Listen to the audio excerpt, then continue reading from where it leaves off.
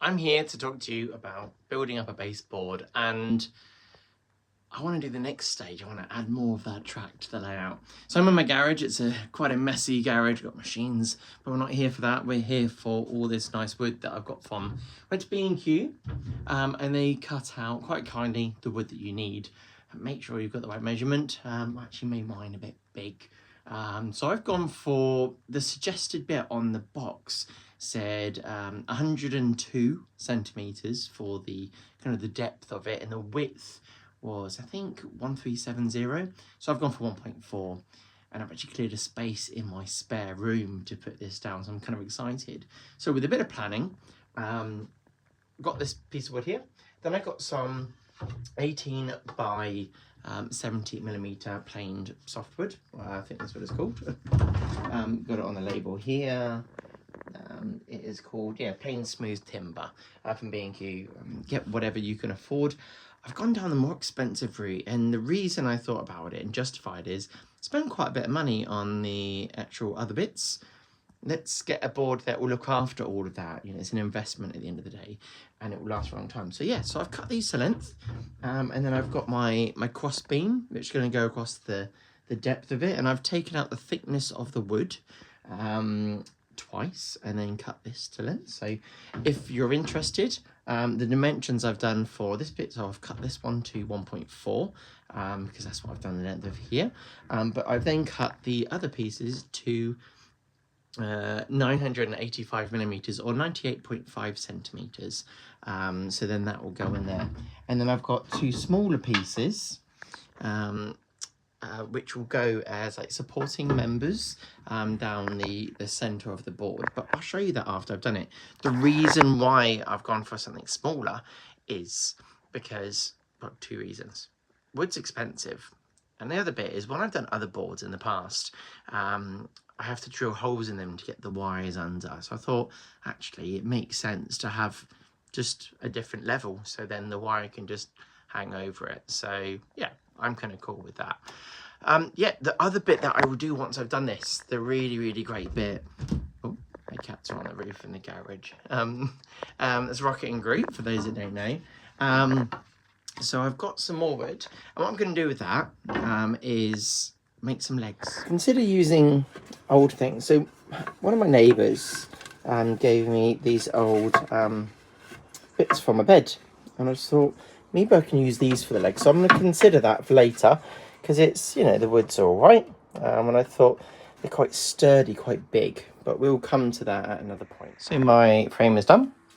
Nice and simple. It's light, though it will get heavier once I bolt on the main piece. So I'm going to continue. I'm going to look at doing the legs now. Just be a basic kind of H frame, but with like an extra support going across. And then I'll look at getting some bits from B&Q so I can, pop some bolts in to then it will be held in there rigidly then. And we can go from there. But I think initially what I can do is I'll drill some holes, and I can just pop some screws in to begin with. And then I can upgrade it later on to having some built-in nuts.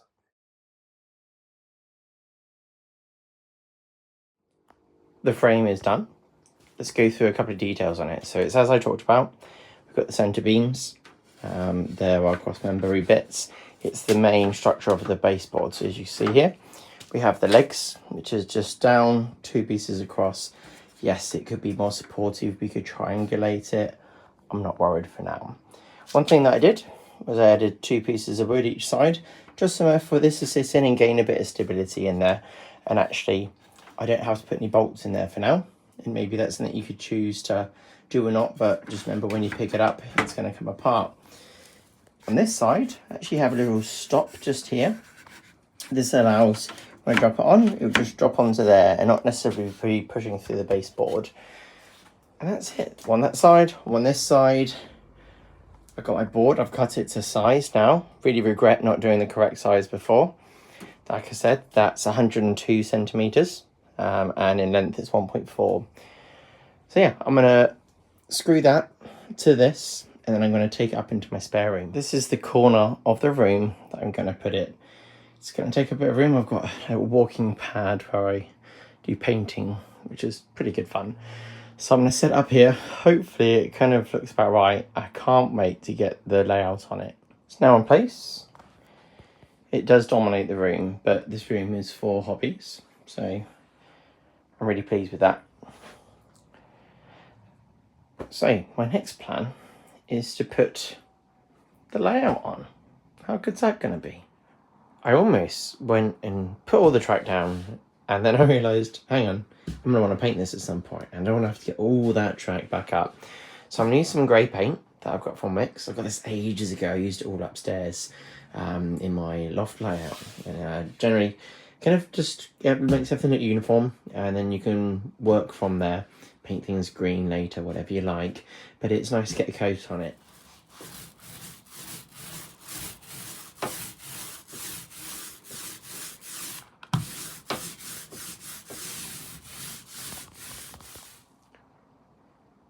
So there we go.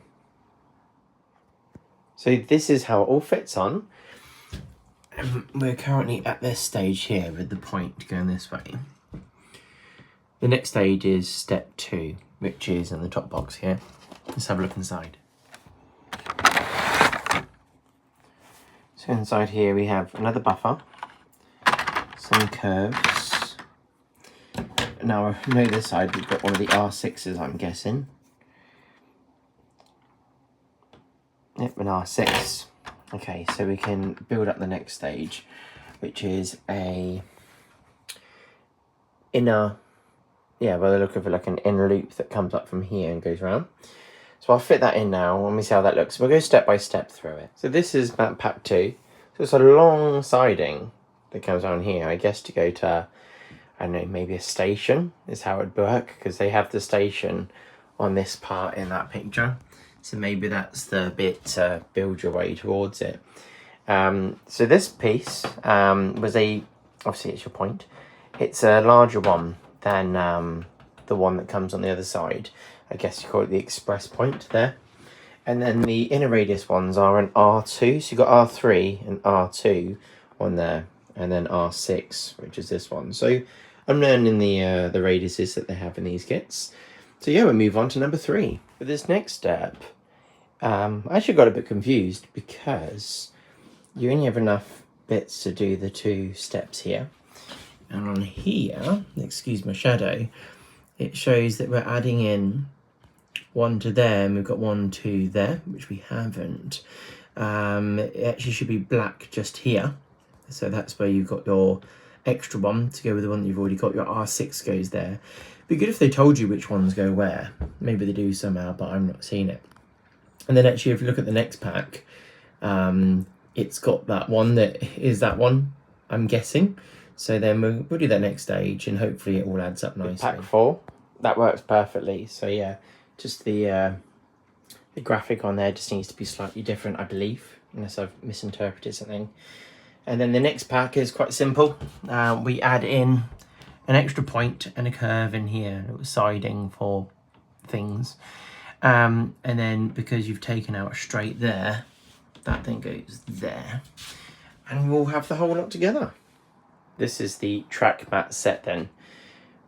Okay, the one thing that I noticed, I can't see any problems initially if you want to run one loco around, because you power it here, which means that if you want to get anything onto here, you have to make sure that your siding is, closed to get the power over to it, I believe, or maybe not. I think so. But if I wanted to have something running on the inner line and the outer line, we would need to have another one of these power couplings, which we can obviously solder on and stuff like that. But I don't really want to do that.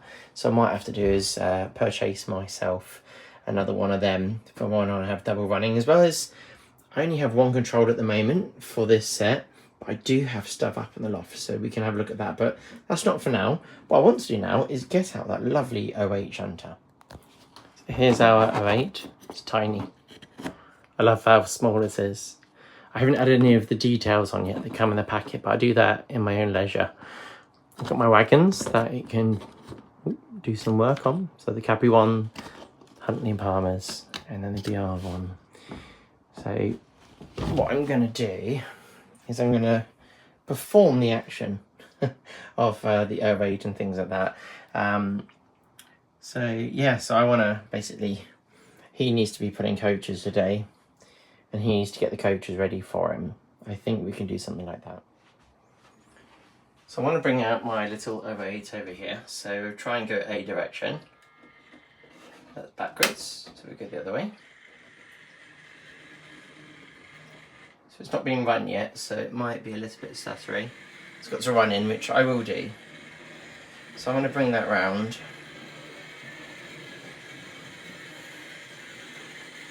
it's going to stop here.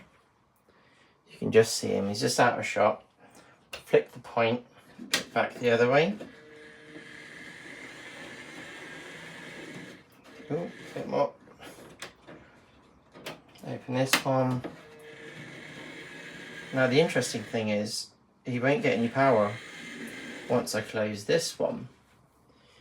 So running on the inside track won't work. Do you see? So I do need to get the inner power thing for here.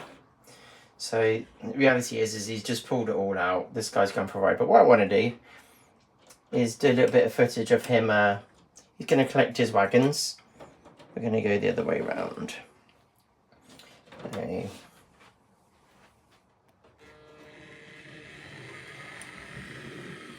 This one runs a lot better slower speed than the A4. So hopefully that's coupled on. Then he's going to take it on his jolly way. There he goes. I'll just do a bit of filming of it going around the track, and we'll deal with the issue of inside track running. Yeah, probably for the next episode. What should we call this Gronk, eh? Maybe you can leave a comment in the suggestions of what we name our first TT Gronk after. Gertrude, what do you think? Something that starts with G? We're going to call him Barry the Gronk. No, no one's nice. I'm going to leave this running for a couple of hours, and we'll go from there. I need to get some better lighting in my hobby room, because the shadows are going to annoy me. But I hope you've enjoyed yourselves.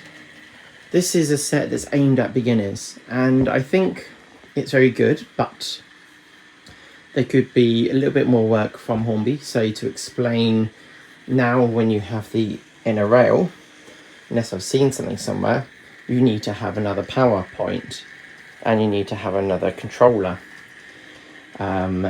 So yeah, so that's one thing. Obviously for me, I understand that. That's something that I'm used to from my other rallies, but we're starting as a train set, and I'm imagining this set was aimed at people that haven't done this before.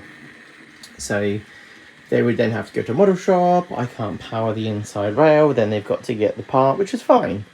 But maybe it'd be good if they, I don't know, updated the boxes, updated the website, some critical information. But no, I'm looking forward to getting my little piece. And yeah, another little controller. I've got something upstairs. I need to go and have a little look in the loft.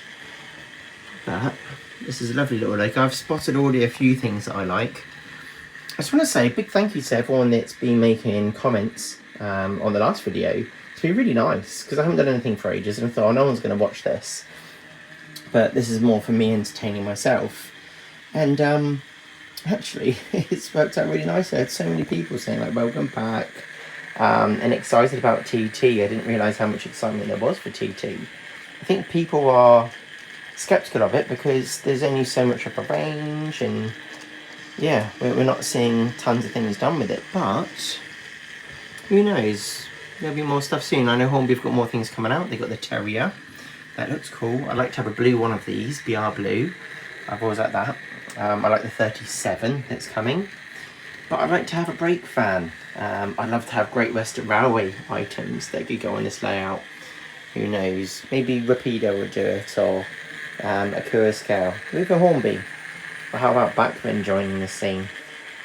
So thank you to all my patrons and channel members that kindly stuck with me through all of this. I'm super excited. I've got my train set now.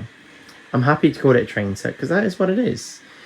And I'm very, very happy to have this in my hobby room, so I can, whenever I want, come in here and play trains. I don't know yet what I want to do about the whole layout design. I'm thinking I might add some things. I'd like the diesel to be able to do some shunting whilst the big one's going around. And I'm thinking there's some nice room up here to have some other sidings and power it from up there, and it can do some shuffling around. So yeah, but ultimately I kind of like the whole having 2 rings.